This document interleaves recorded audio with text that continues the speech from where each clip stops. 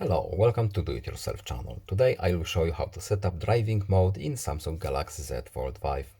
First we have to go to settings and here we have modes and routines. In modes and routines we have driving mode by default.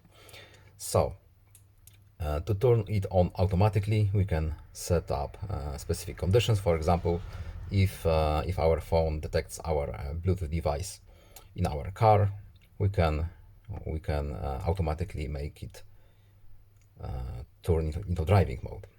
We can customize driving mode. For example, we can turn on Do Not Disturb. We can restrict applications usage. We can change some more settings here, media volume, etc., etc. We can also change wallpaper for the one that will remind us that our phone at this moment is in driving mode. It will be easier to do at a single glance. So I hope this video was helpful to you. Please leave a like and subscribe. Have a nice day and see you in the next video. Goodbye.